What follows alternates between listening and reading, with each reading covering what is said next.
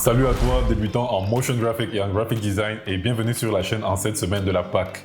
Pour l'occasion, nous allons réaliser un motion flyer ou visuel animé en deux parties. Premièrement, le design sur Adobe Photoshop et enfin son animation sur After Effects. Je suis Kevin Tchétieux, graphiste et motion designer, and let's get started. N'hésite pas à t'abonner, à laisser un like, ça aide la chaîne et ça fait énormément plaisir. Bienvenue dans le monde magique de Photoshop sur la fenêtre où nous allons paramétrer les dimensions du support que nous allons produire. Nous allons produire un support dessiné pour les téléphones. Je mets une orientation portrait avec des dimensions en pixels de 720 pour la largeur et de 1280 pour la hauteur et une résolution de 300 pixels par pouce qui correspond au format HD. Je clique sur Create pour faire apparaître la toile sur laquelle nous allons effectivement réaliser notre design. Je commence le travail en déverrouillant le calque d'arrière-plan en cliquant sur l'icône de cadenas.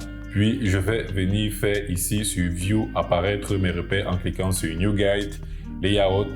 Je veux diviser mon design ou alors mon canevas, ma toile en deux grandes parties, c'est-à-dire une partie destinée pour le grand titre et une partie destinée pour les autres éléments. C'est pourquoi je mets ici deux colonnes sur deux lignes avec des marges de 35 pixels de chaque côté. Je clique sur OK et je peux commencer effectivement la réalisation du design. Je vais sur File, sur Place, Embedded pour faire venir l'élément principal, notre background, qui est le ciel. Je clique sur Place, il apparaît. Je viens sur les codes de redimensionnement et je tire comme ceci. Je le fais monter sur l'extrémité haute de notre design. Je vais le redimensionner encore comme ceci et c'est parfait. Je viens sur l'icône pour valider. Je viens là sur son calque. Ici, je viens sur le masque de fusion que je fais apparaître. Je vais peindre sur ce masque de fusion à l'aide de l'outil Brush que je trouve ici ou en le faisant venir à l'aide de la touche B sur mon clavier. Sur ce masque de fusion, la partie qui sera peinte en noir va faire disparaître l'image progressivement. Alors, je sélectionne ici ma couleur noire. Je viens donc ici commencer à faire un clic de souris et mon image disparaît de façon smooth et ça se voit ici sur mon masque de fusion. C'est parfait pour le ciel. Je vais importer la suite des éléments pour continuer le design en allant sur Place Embedded effectivement et en faisant venir l'image des rameaux de palmier que je vais placer d'un côté et de l'autre. Je clique sur OK. Je viens ici sur son calque. Je clique sur CTRL-J pour le dupliquer. Je le déplace ici à l'aide de l'outil déplacement. CTRL-T sur mon clavier pour le faire tourner comme ceci une fois que ces côtes de redimensionnement ont réapparu et je replace les éléments tels que je désire qu'ils soient positionnés sur le design. Très bien, maintenant je vais faire venir le texte principal en allant ici sur outil texte ou alors en tapant sur T sur mon clavier. Je vais tracer ici en faisant un cliquer-glisser la zone de texte que je veux correspondante au texte que je vais écrire. Alors je vais écrire le texte principal. Jesus, je viens sélectionner le texte ici en faisant un cliquer-glisser. Je viens ici à ce niveau et je choisis une police que je veux qui s'appelle Magic Retro. Je choisis la police et je clique là. Je vais lui donner une taille de 53 points. Je tape sur mon clavier 53 et je valide à l'aide de Entrée. Je fais sur OK. Je viens ici. Je vais mettre en majuscule la première lettre. Je tire comme ceci la zone de texte pour que mon mot puisse se voir de façon intégrale. Je vais replacer quelque peu l'image des palmiers là. Comme ça, de cette façon, je vais attribuer une couleur à mon texte. Je le sélectionne. Je viens ici sur l'icône et je vais lui donner un code de couleur qui correspond à une couleur rouge qui est de F12 446 et je valide sur OK. Je viens sur la petite icône ici pour valider et mon texte est créé. Je vais simplement le dupliquer pour faire apparaître les deux autres textes. Je viens ici sur le calque Jesus. Je tape sur CTRL-J sur mon clavier pour le dupliquer. Je viens ici à l'outil déplacement et je fais descendre ce texte. Je viens à l'outil texte ici et je vais écrire le mot que je veux qui est style. Je valide sur la petite icône et je fais la même chose encore. Je duplique ici, je fais CTRL-J, je fais descendre le texte ici et je vais sur l'outil texte et j'écris le mot que je veux qui est à ce niveau. Et live, je diminue quelque peu sa taille et disons je vais le mettre là à 40 points et je valide sur mon clavier Je vais repositionner quelque peu les différents éléments de texte. Je pousse mon style ici. Je fais descendre légèrement mon Alive et je le décale encore. Maintenant, je vais faire venir une ellipse ou un cercle que je vais trouver ici dans les outils de forme. Je viens ici cliquer sur Ellipse Tool. Je double-clique sur mon design. Je donne la taille que je veux à mon ellipse qui est de 98 par 98 pixels et je valide sur OK. Mon ellipse est créée. Je viens ici à Stroke. Je vais faire disparaître ces contours là, plutôt la remplir par une image d'un aplat et je valide ici. Une fois que j'ai la couleur que je veux, je repositionne tel que je veux mon outil ellipse et je vais encore venir sur l'outil texte. Je vais écrire un texte. Je vais lui donner une couleur blanche. Je valide et je vais changer sa police en Montserrat. Je redimensionne sa taille. Je mets disons 12 points. Je valide et je le déplace à l'aide de l'outil déplacement et je le positionne au centre de mon cercle. Je vais le redimensionner encore à l'aide de l'outil CTRL-T et j'agrandis. C'est parfait pour notre grand titre. Nous allons maintenant passer à la disposition des autres éléments en faisant venir le personnage principal que voici. Je clique, je viens sur Place.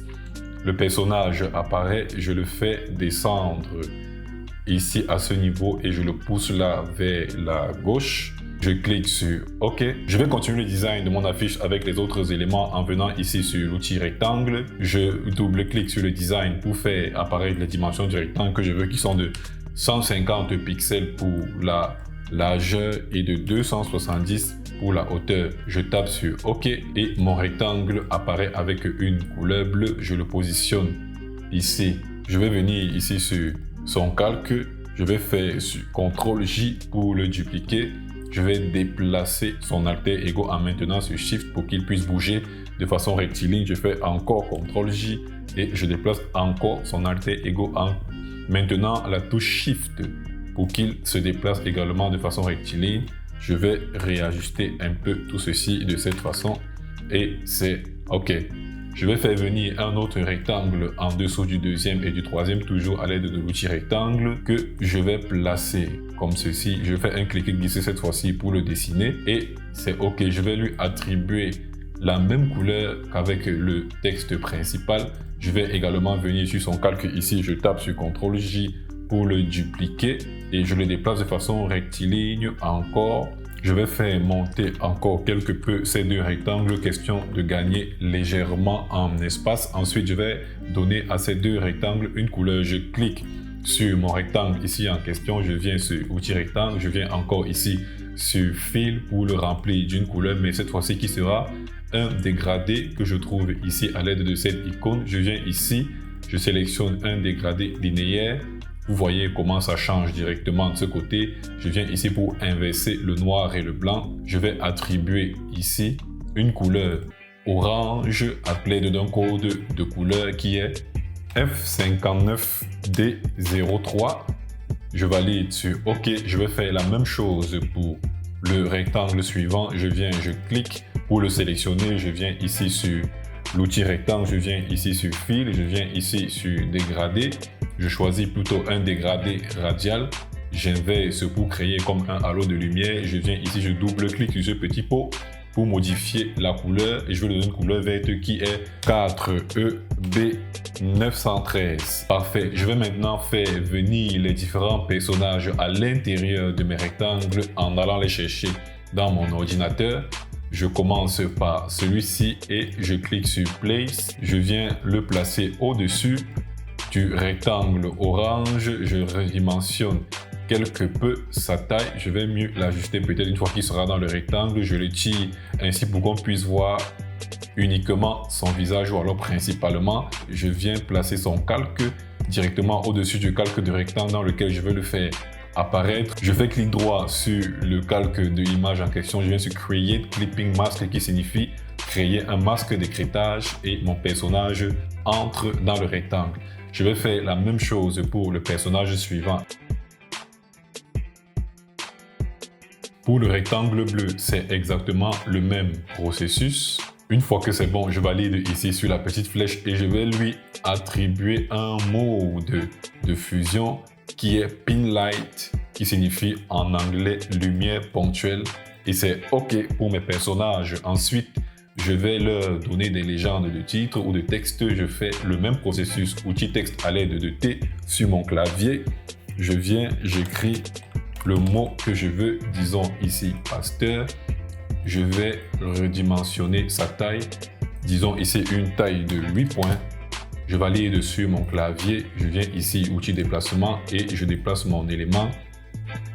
Là, je vais faire monter son calque tout en haut pour qu'il puisse apparaître au-dessus des rectangles que j'ai créés et c'est parfait. Je vais revenir sur mon texte là et je vais mettre une majuscule au début. Je vais simplement encore sur ce calque faire CTRL-J pour le dupliquer. Je vais venir sur l'outil déplacement ici et je déplace mon texte en maintenant sur Shift pour qu'il se déplace de façon rectiligne. Je vais changer l'intitulé ici en mettant chantre. Je valide dessus la petite icône et c'est parfait.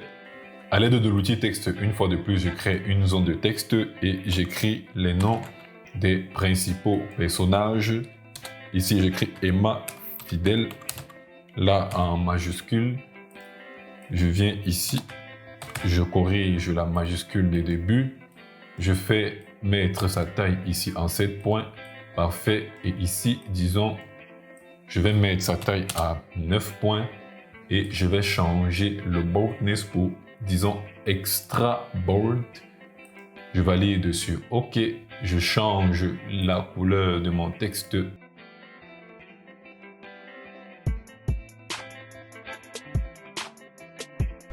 Je continue toujours en remplissant mon flyer avec les autres informations de texte. Je continue simplement en faisant venir sur le design les icônes qui illustrent au mieux ce que les titres représentent.